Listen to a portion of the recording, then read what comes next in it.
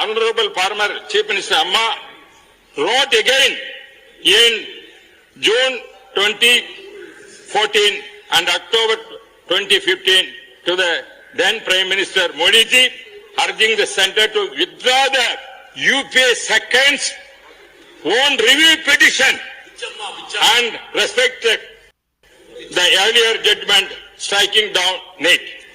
Sir, the review petition, your Amma, the review petition that kept this examination alive in the courts was filed under the UPA government, headed with the...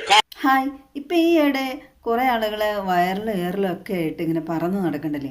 സാധാരണ എയറിൽ പോകാറുള്ളത് ഏതെങ്കിലും social media സെലിബ്രിറ്റീസോ അല്ലാത്ത സെലിബ്രിറ്റീസൊക്കെ ആയിരിക്കും കൂടുതലും. പക്ഷേ ഇവിടെ ജനപ്രതിനിധിയാണ് പോയിരിക്കുന്നത്. അതാണ് ഏറെ ആകർഷണീയം.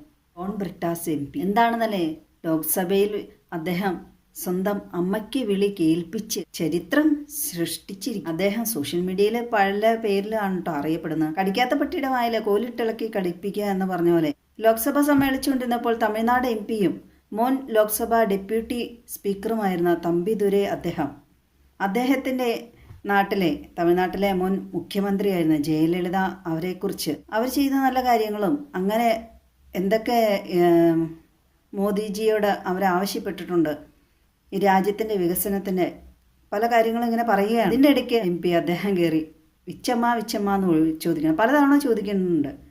അന്നേരം ഏതൊരു മനുഷ്യനും ദേഷ്യം വരും കേട്ടോ അത് കേട്ടാ. അദ്ദേഹം എന്നാലും പരമാവധി സംയമനം പാലിക്കും. അങ്ങനെ നിവൃത്തിയില്ലാണ്ട് അദ്ദേഹം യുവർ അമ്മ എന്ന് പറഞ്ഞു. വിവര വിദ്യാഭ്യാസമൊക്കെ ഉള്ള ആളാണ് തമ്പിദുരൈ MP-യൊക്കെ.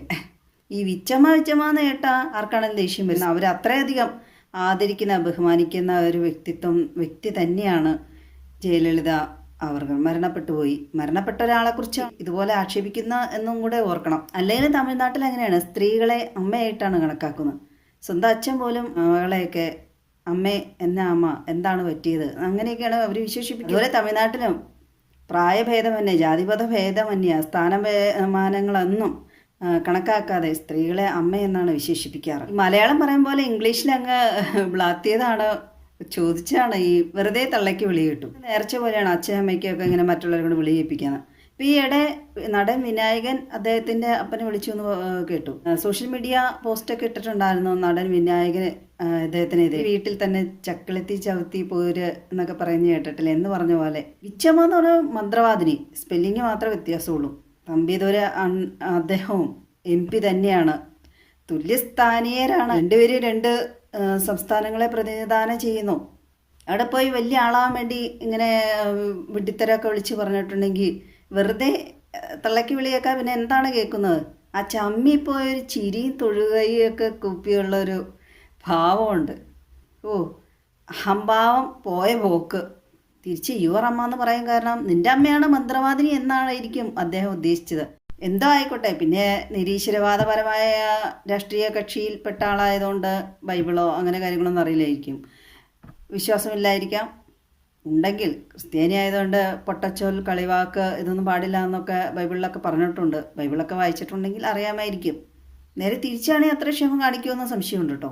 ഈ ഒരു പ്രവൃത്തിയിലൂടെ ഈ നാടിനെ കൂടെ നാണം കെടുത്തുവാണല്ലോ. അവരുടെ പാർട്ടിയെ മാത്രമല്ലല്ലോ. കൈ കൂപ്പുണ്ട്. അവിടെ ഇരിക്കുന്ന സ്പീക്കറുടെ ക്ഷമ ചോദിച്ചാണോ എന്നറിയില്ല. ചിലപ്പോൾ സ്പീക്കർ പറഞ്ഞായിരിക്കും മിണ്ടാണ്ടിരിക്കാനോ വല്ലതും പറഞ്ഞു. തമിഴ്നാട് മുൻ മുഖ്യമന്ത്രിയായിരുന്ന ജയലളിത അവർകളെ ആ നാട്ടിലെല്ലാവരും കക്ഷിഭേദമന്യേ, രാഷ്ട്രീയ ഭേദമന്യേ, ജാതിമത ഭേദമന്യേ എല്ലാവരും അമ്മ എന്നാണ് വിളിക്കാറുള്ളൂ. ഒരു രാഷ്ട്രീയ പ്രതിനിധിയെയും ജനപ്രതിനിധിയെയും ഞാൻ ഇത്ര അങ്ങനെ വിമർശിക്കാറേ ഇല്ല കേട്ടോ.